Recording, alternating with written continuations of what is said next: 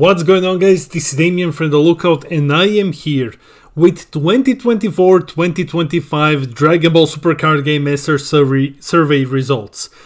English is bad.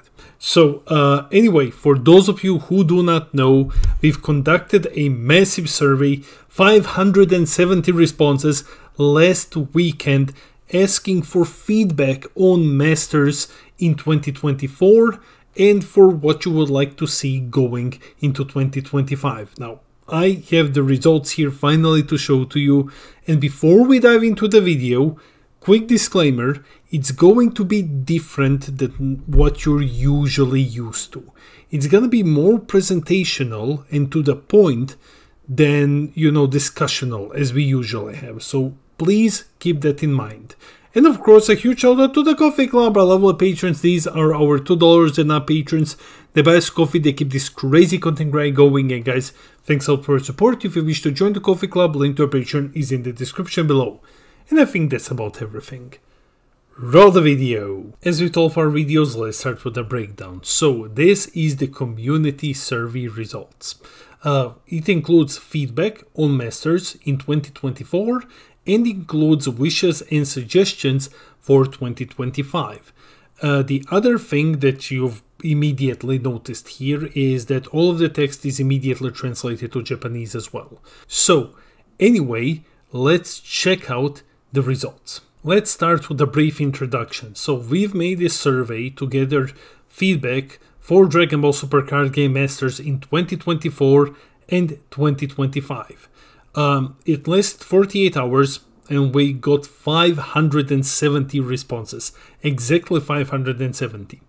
Topics included a product satisfaction, organized play, legacy support, which was a very big one, and general suggestions for improvements and or wishes for 2025. We've started off with the player base analysis. So the big question at the very start was, how long have you been playing Dragon Ball Super Card Game Masters?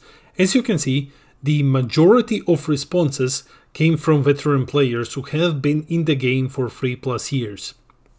However, an important thing to note is that if you look at the results, 32.9% of players are relatively new to the game. Those are players who have been in the game for only 1 to 2 years. So that's less than I have been doing this. I would call this, this demographic relatively new to the game. As you can see, there have also been players coming in and who have been playing for like 6 months to a year or even less than 6 months. So we do have some influx of new players. On the marketing side, we wanted to find out how did you learn of Dragon Ball Super Card Game Masters. And as you can see, the overwhelming majority of players learned about the game by finding product in their stores. The game's growth relies on finding product and the word of mouth. Like, that's how our community grows, which just points towards the need for better marketing. So if you take a look at this and you're like, okay, this is the amount of people that came in through the word of mouth, through finding through finding product in the store, then okay, we can get so much more with better marketing. In regards to whether a person is a player or collector, from what you can see here is that the vast majority are players. However, there are also players who identify as both players and collectors. Collectors are solely hardcore collectors. They're not interested in playing the game at all. And there's very, very little of them, at least in the Lookout community. Next, let's talk about the best parts of Masters. I've asked players, what do you enjoy the most about Dragon Ball Super Card Game Masters? Please choose up to 3 options. So we wanted to know which aspects of the game the players enjoy the most. In order, it is strategic gameplay, deck building, and artwork and card design. So basically everything opposite of Fusion World. Everything opposite of Fusion World. Players love the game because it is deep and strategic. And it's deep in design, it's flavorful, it's hard to play. That's why we like it. because it is hard to play. So yeah, when it comes to what are the most enjoyable aspects, strategy, deck building, and artwork and card design. Regarding the state of the game, so how satisfied are you with the current state of the game in 2024? It looks bright. The vast majority of responders were satisfied or very satisfied. I think that I am correct in saying that the game is probably better now in 2024 than it ever was. No foiling. So what do people think about it? The majority of players prefer the old SPR foiling. However, as you can see, if you add up the first two categories, more responses either like the current foiling or they're completely neutral on it. So it's still divisive a bit. It is still divisive. It might just take some time for players to start liking this new sort of SBR foiling.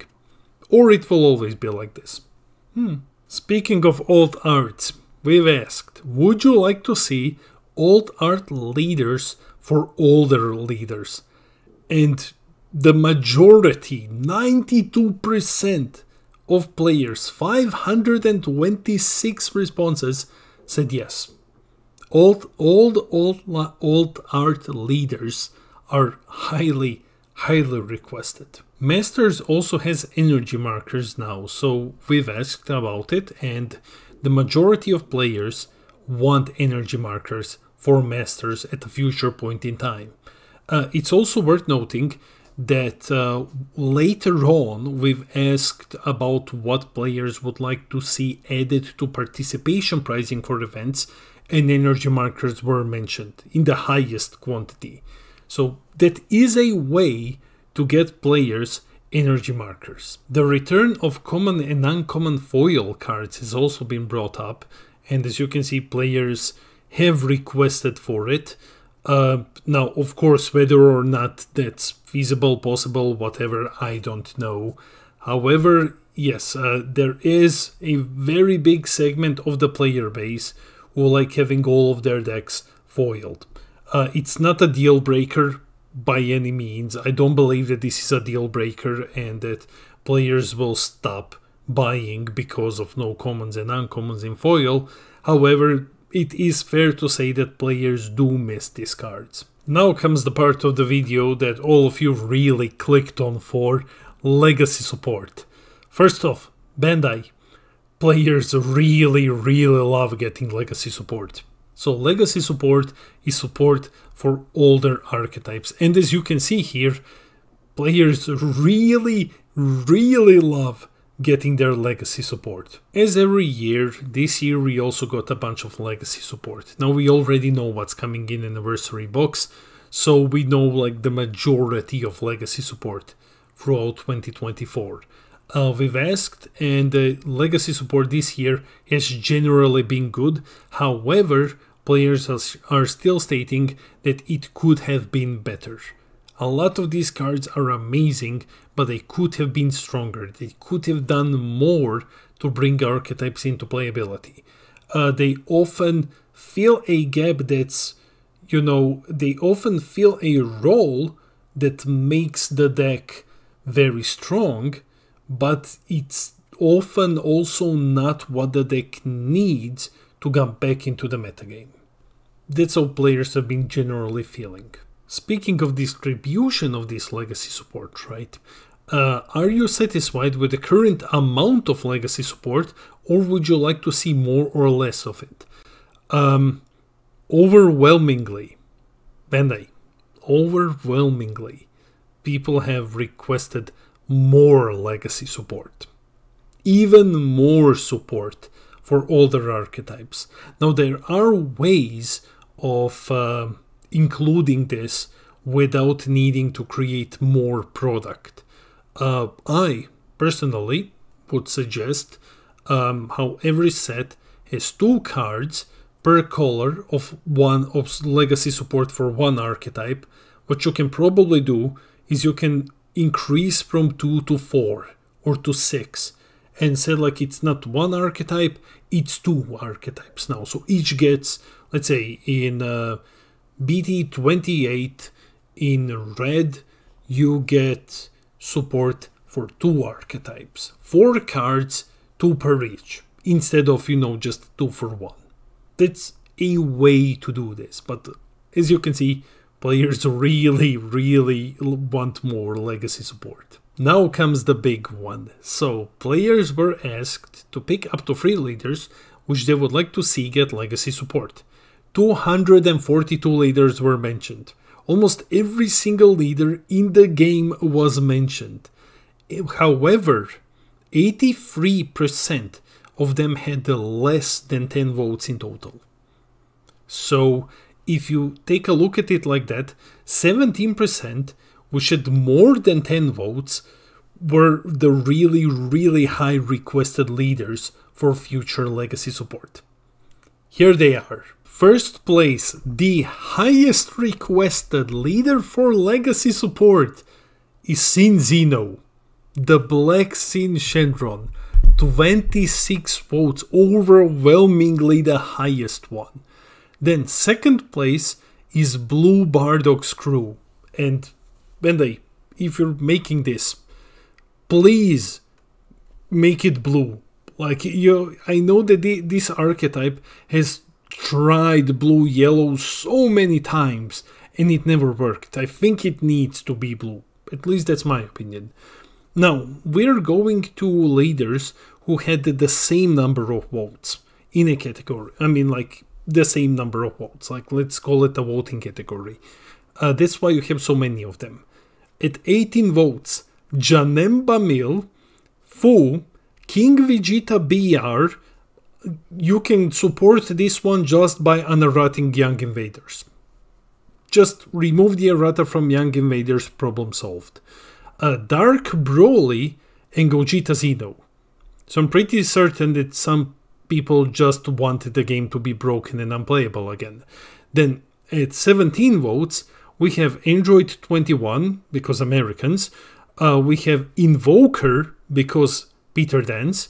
That is the Goku Surge leader, the blue-red one. Then we have Vegex. And then at 16, we only have the newest Goku Black from the Ultimate deck. At 15 votes, we have Agents of Destruction. At 14, we have Videl, Surge Kefla, Future Trunks Reboot from the starter deck, and Trunks Jita from BT16. Then we move to 13 votes, where we have Green Cooler, Unison Green Cooler, U7 Red Goku from BT16, Green Reddits, which was surprisingly popular, and BT11 Red Gogeta BR. Moving to the 12 votes category, we have Beast Gohan, the red one, we have Green Gogeta BR, Green Gotenks, Black Majin Buu, SS3 Son Goku Reboot, and the original Red King Piccolo, not the newest one, the original. At 11 votes, we have the boss, Magenta, Super 17, the green one, so you can call this Damien category apparently, Turtle School, Yellow Baby from the starter deck, SS4 Vegeta, and BT2 Vegeto. And finally, we reach the 10 votes category with Surge Goku, Vegeta and Kaba from the starter deck, Green Majin Buu, Red Hit, Launch, Hachiek, Black Bulma. I'm surprised that people remembered that Black Bulma, that so many people remembered that Black Heroine Bulma exists. And finally, the man himself, Yellow Jiren. Another interesting question was if you could pick one of these. These questions are more to help Bandai create future product that players will be very excited about. So if you could pick one of these, which one would you like to see come back? Overwhelmingly, players said reboot leaders. Players love reboot leaders. and it has been so long. The last reboot leader that we got was in BT18 with the starter decks. Those were the last ones that we got. And players really, really love these reboot leaders. Now we're talking about the metagame. So how satisfied are you with the current metagame? Players are very satisfied. It's good. It could be better. It can always be better. It will never be perfect. But 42% of players love it. That's huge. That out of all of the respondents, 42% love the current metagame. That's a victory for any card game. Touching upon the ban list. So, here is the big one. This is the one that I really, really wanted to know, and hopefully this changes now. So, regarding ban list update reveals, would you like to see them earlier in the spoiler season or later? We usually get them at the very, very end of the spoiler season. Yes, 82% of players said they would like to see it earlier. They said earlier, I don't want to have to wait to begin testing with new cards.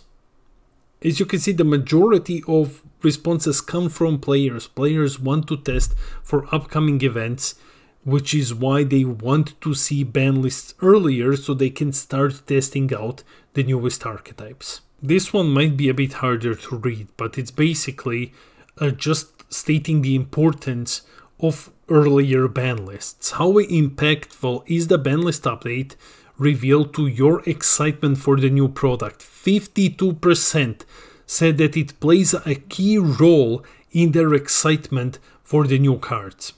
52% of players prefer to get the ban list as soon as possible because they can't get super hyped for the new product until they know what's getting banned. And then 32% said that it is impactful, but not to a great extent. So they would still like to know it still plays a role in their excitement, but it's not a key role. The other one, it is a bit smaller to read in English, it's easier in Japanese, so I'm just gonna read it here. Basically, how impactful is the ban list update reveal to your decision to pre-order new product? So, the majority of players said that it plays a key role in their decision to pre-order the new product. So, this is the direct correlation between ban list update and sales and pre-orders. Players want to see what's happening first. However, the second highest is it's not too impactful. Also, there is the part that says it is impactful, but not to a great extent. So, what we can conclude from this is that the ban list reveal is certainly impactful to the pre-order practices of players and collectors. However, it's not like extremely impactful, but it does play a role. It does play an impact in people's decisions to pre-order the new product. Things coming off of the ban list. Now, this has been a tricky one, right? However, we found a potential solution. Players were asked the questions, would you like to see cards from the ban list come back in a redesigned, more balanced versions? Like rebooted cards, for example. And the majority of players said yes. Players would rather see these cards come back rebooted and balanced than come back in a way that they currently are. Only 8% of players said that they want to see these cards come back in their current state. So Bandai, if you have been reluctant to unban some things, this is a solution. So you can, for example, take Gogeta 7, the best battle card ever made, and make him like slightly worse and then reprint him, or like leader lock him or something. Or you can take Shogash and tie him to, let's say, Bardock's crew or something like that. Players will be excited to see this card redesigned and reintroduced into the game. You know what players love more then rebooted leaders and things coming off of the ban list, reprints. So, how satisfied are you with the amount of reprints in 2024? And when I say amount of reprints, very minimal. Outside of event packs and 5 in the anniversary box. Players said that they are satisfied, but they would like to see a bit more. They are satisfied, but they would like to see a bit more. So we followed up with a question. Which type of cards would you like to see reprinted more often? The highest requested are meta-relevant staples. Meta-relevant staples, regional promos, especially with the lack of tournaments, it's extremely hard to get regional promos now. Then we have tournament pack promos, followed, also, it's not followed, now I'm not going in a direction, I can see properly. So we have secret rares on the third place, then tournament pack promos, and finally campaign rares.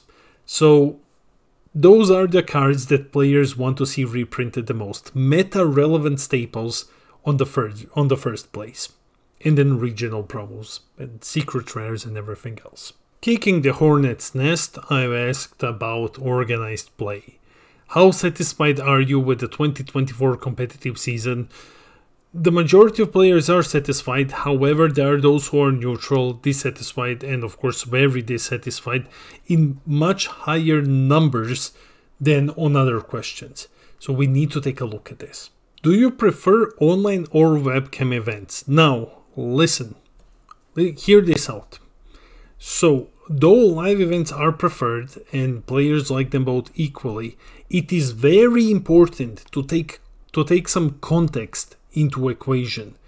So it's important to note that webcam events perform much better in some regions. Latin America, Oceania and Europe get higher turnouts specifically at webcam events. Traveling in those regions is very, very difficult. You should not be forcing live events for LATAM, Oceania and Europe. Just focus on online events. It's easier to get players to attend. In America, it's easier to get players to attend live events, right? But and also in France, but in LATAM, Oceania and Europe, higher turnouts are always specifically at webcam events. Now, how satisfied are players with the amount of events that their region got? This is the big telling one. Majority are dissatisfied, very dissatisfied, and most importantly at all, my region doesn't have events anymore. There is a region, specifically Asia, which doesn't have events anymore. And players from other regions are dissatisfied to very dissatisfied with the amount of events that they got in 2024. This part is specifically for Bandai, but I'm going to just quickly tell you what is the gist of things. It talks about the lack of events, specifically in Asia. It talks about the situation in Asia. I love my Asia community. And yes, we are asking if it is possible to get events back in Asia. If not, can you guys at least participate on online events in Oceania? Can you at least be incorporated into the Oceania competitive scene, since that is the closest region to yours? Don't worry, Oceania and LATAM players, you're also being brought up that Oceania and LATAM have only one event every couple of months. And would it be possible to increase the amount of events? And finally, we're just talking a bit about logistics, which is events are costly. There has to be a budget for creating events and stuff, which is why we are suggesting, like in 2023, giving players more online events. Those are much cheaper, both for Bandai and for the tournament organizers to host, because they don't need to bother with, paying a big staff and a big venue and everything that goes along with it. And it can solve relatively cheaply the issue that several regions are facing with the lack of events. We're just touching upon the topic of participation pricing.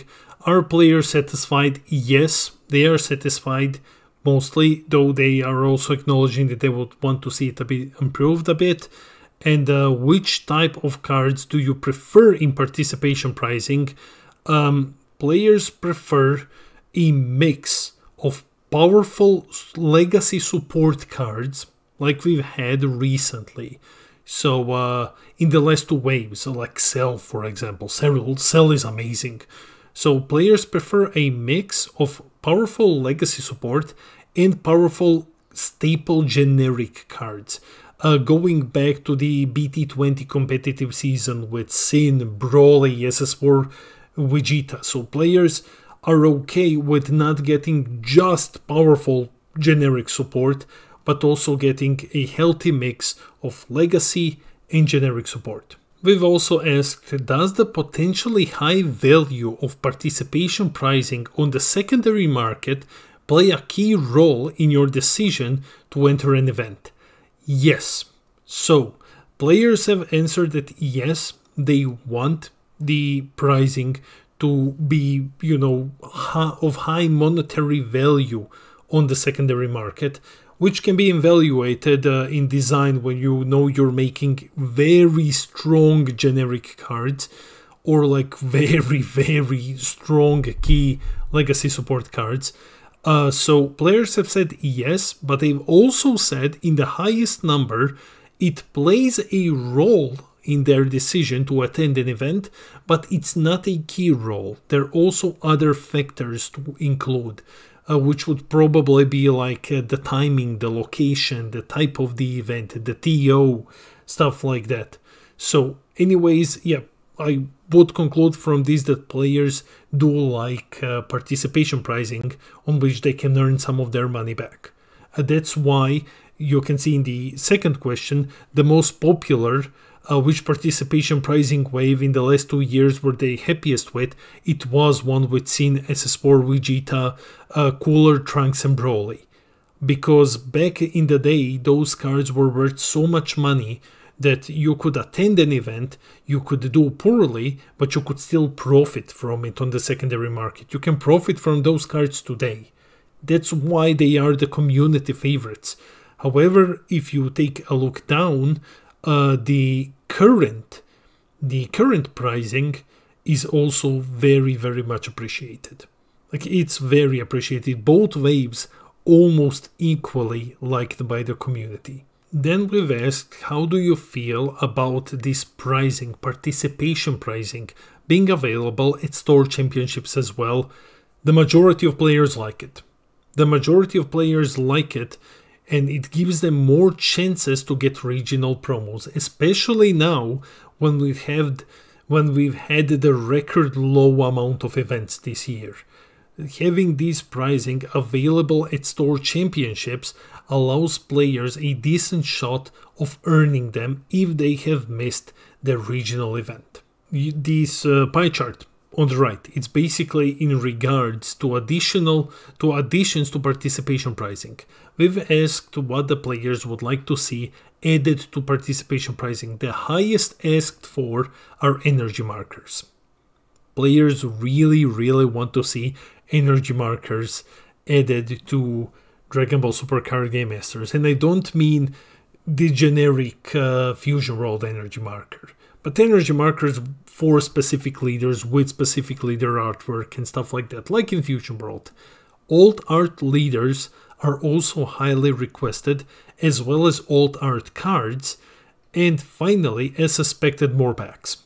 Like, you can assume that more packs is gonna be in there. So yeah, this is specifically for participation pricing. In regards to top 64 or higher pricing, players are positive about it. However, there is a room for improvement, and specific feedback was on top 32. So players feel like they would rather have anything added to top 32, because currently it's top 64 than it is top 16. Players who get 32 don't feel like they have achieved anything extra unless they get into the top 16. And finally, last year we've had reward cards added to participation pricing. How impactful was the inclusion to your decision to attend events? It was impactful. It was impactful.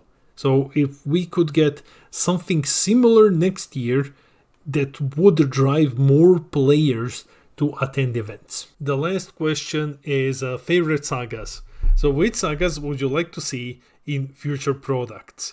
I'm surprised a bit because, okay, what do we have here? So we have Frieza Saga, Original Dragon Ball, and then we have Shadow Dragons returning again. So players like their Shadow Dragons, and the Baby Saga. These are the 4 most searched for sagas to show up in the future Dragon Ball Super Card Game Master sets. Last but not the least are community's messages directly to Bandai. These are only in Japanese. There were a lot of them, 570. I couldn't implement all of them, but I've implemented the common threads among them. So yeah, so these are just the various ones. I'm just gonna go through them quickly. Basically a lot of your feedback about the game, about the state of the game, and hopefully about the future of it. So there you go. That's it for the video. Let me know in the comments below. How do you feel about these results? Was there something that you've expected, something that you didn't expect? And of course, thanks to everyone for filling out the survey. Guys, let me know your opinions in the comments below. I read all of your comments. I try to respond to everything. I love our little community. And while you're here, hit those like and subscribe buttons to help us get to 6K subs when I'm gonna give away a booster box. This has been Damien from the Lookout, and I'll see all of you in the next video.